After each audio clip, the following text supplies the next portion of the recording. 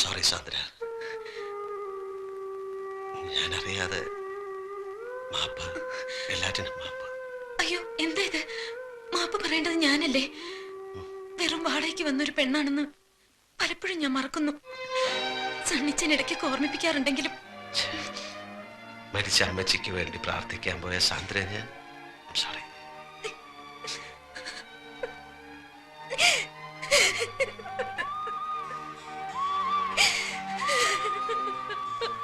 Sandra, Sandra, I am sorry. ഞാൻ പോയിക്കോട്ടെ sir. മരിക്കും മുമ്പ് എന്റെ മമ്മയൊന്ന് കാണാൻ എനിക്ക് കഴിഞ്ഞില്ല.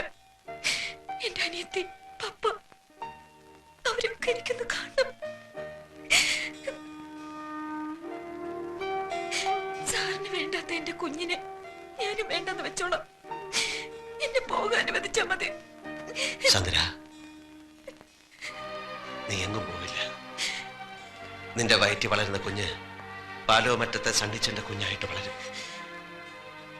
മരിച്ചുപോയ അമ്മച്ചിക്ക് വേണ്ടി നമുക്ക് ഒരുമിച്ച് പ്രാർത്ഥിക്കാൻ പോവാം.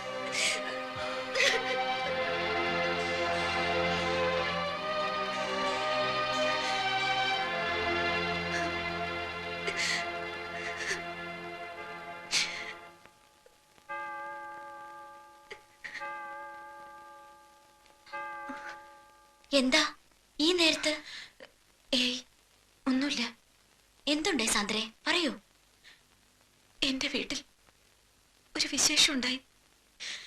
വിശേഷം എന്ന് പറഞ്ഞാൽ വലിയൊരു വിശേഷം.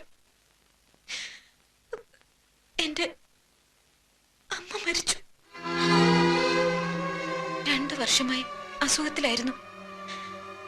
മിണ്ടാനും പറയാനും വയ്യാതെ കിടക്കയിൽ തന്നെ. പോകുന്നില്ലേ? ഇല്ല. സണ്ണിച്ചൻ വിടാഞ്ഞിട്ടോ? സാന്ദ്ര പോകുന്നില്ലെന്ന് തീരുമാനിച്ചിട്ടോ? ഞാൻ എത്ര തിരക്കിട്ട് പോയാലും അവിടെ ചെല്ലുമ്പോ എല്ലാം കഴിഞ്ഞിട്ടുണ്ടാവും. എന്നാലും ഒന്ന് പോകായിരുന്നു. കോൺട്രാക്റ്റിലെ നിബന്ധനയ്ക്കകത്ത് ഇടയ്ക്കുള്ള ഈ പോക്കുവരവ് ഉൾപ്പെടുത്തിയിട്ടുണ്ടാവില്ല അല്ലേ? സണ്ണിച്ചാൻ എല്ലാം എന്നോട് പറഞ്ഞു. 6 മാസം നാട്ടുകാരെയും അമ്മച്ചിയും കാണിക്കാനുള്ള ഈ അഭിനയം, പിന്നെ സിംഗപ്പൂരിൽ എത്തിയിട്ടുണ്ടാവാൻ പോകുന്ന കാർ ആക്സിഡന്റ്, അങ്ങനെ എല്ലാം.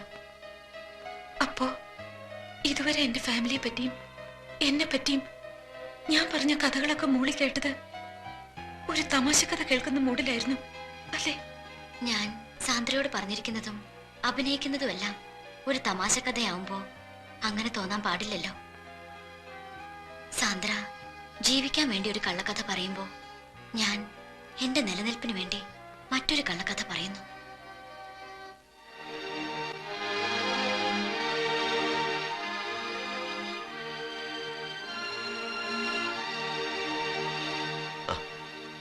നാൻസി എന്താ ഈ സമയത്ത്?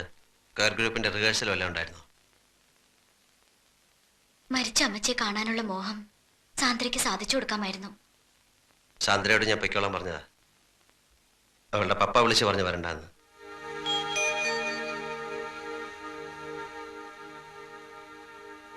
സണ്ണിച്ച, സോറി, ഞാൻ ആ വാക്ക് തെറ്റിച്ചു. സണ്ണിച്ചൻ പറഞ്ഞ 6 മാസത്തെ കോൺട്രാക്ടിന്റെ കാര്യം ഞങ്ങൾ പരസ്പരം സംസാരിച്ചു പോയി.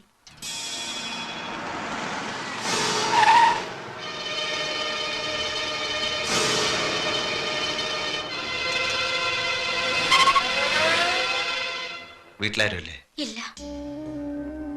പോളച്ചനെന്ന് വരും? അറിയില്ല. പക്ഷേ സണ്ണിച്ച, പോളച്ചൻ ഇതൊക്കെ അറിഞ്ഞു കഴിഞ്ഞാ എന്താ ഉണ്ടാവും പോണെന്ന് ഓർത്തിട്ട് എനിക്ക്. പോളച്ചൻ അറിയാണ്ട് നീ ഇത് എത്ര നാളിങ്ങനെ വിളിച്ചു വയ്ക്കും? ഇവൻ ഇങ്ങനെ നിന്റെ പിന്നാലെ കൂടിയിട്ട് നീ പറഞ്ഞില്ലെന്ന് വെച്ചാ? പോളച്ചൻ വരുമ്പോ അവന് മനസ്സിലാകുന്ന ഭാഷയെ പറഞ്ഞു കൊടുക്ക്. പറഞ്ഞു കൊടുത്താൽ പോരാ, അവന്റെ കണ്ണുകൊണ്ട് കാണണം. എന്നിട്ട് അവൻ അറിഞ്ഞില്ലെന്ന് അടിച്ചാ ഞാൻ നിന്നെ വീട്ടിൽ കൊണ്ടാക്കാം. അവരോടൊന്ന് എതിർത്ത് ജയിക്കാൻ എന്റെ പോളച്ചന് കഴിയില്ല. സണ്ണിച്ചൻ അറിയില്ലേ, പോളച്ചൻ ഒരു പാവ. ഇതിന്റെ പേരിൽ പോളച്ചന്റെ ദേഹത്ത് ഒരു തുള്ളി മണ്ണൊരുത്തനും എടുത്തില്ല. ഞാനാ പറയുന്നത്. വാ.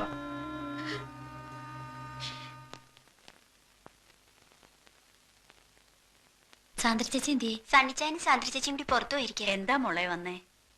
സാന്ദ്ര ചേച്ചി അൽഫോൻസമ്മയുടെ പടമുള്ള ലോക്കറ്റ് വേണമെന്ന് പറഞ്ഞിരുന്നു. ഭരണങ്ങാനത്ത് പോയി വാങ്ങിച്ചോണ്ട് വരിക.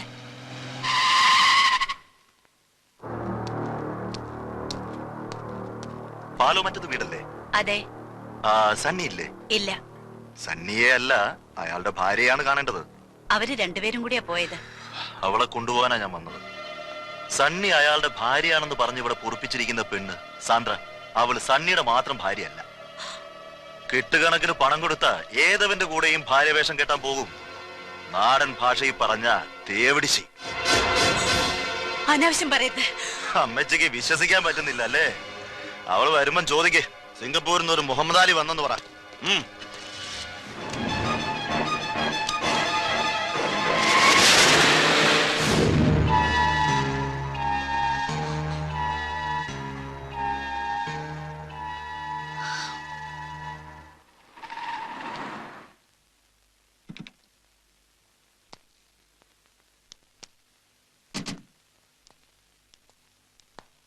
സണ്ണിച്ചായനെ അന്വേഷിച്ച് കുറച്ച് ആൾക്കാർ ഇവിടെ വന്നിരുന്നു.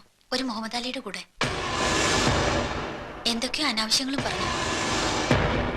ആരാ അയാള്?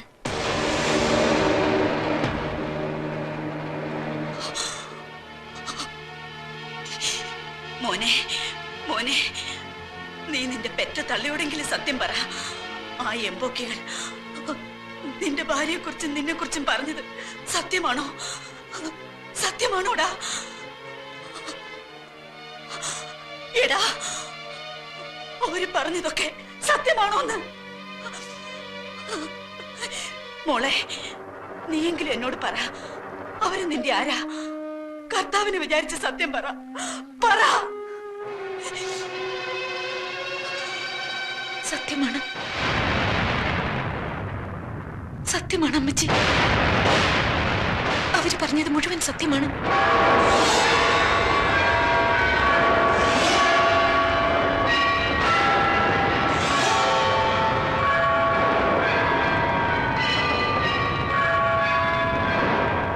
ഇടവകക്കാരെയും കർത്താവോടെ തമ്പുരാനെയും എല്ലാം നിങ്ങള്.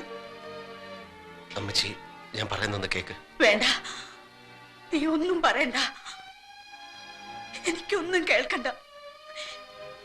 നീ എന്നെ ഒന്ന് കൊന്നു തരുമോ? ഞാൻ പോവാ എവിടേക്കെങ്കിലും. എനിക്കാരുമില്ല, മക്കളുമില്ല, മരുമക്കളുമില്ല. തുടരുതന്നെ. ഇങ്ങനൊരു മോൻ എനിക്കില്ല, ഇങ്ങനൊരു മോൻ എനിക്കില്ല.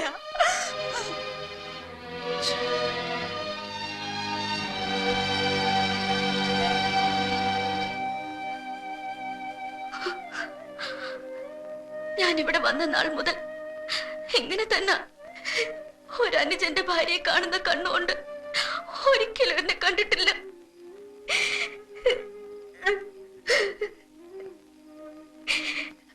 പൊളച്ച, ഞാൻ എപ്പോഴും പറയാറില്ലേ, നമുക്ക് മറ്റെവിടെയെങ്കിലും മാറി താമസിക്കാം.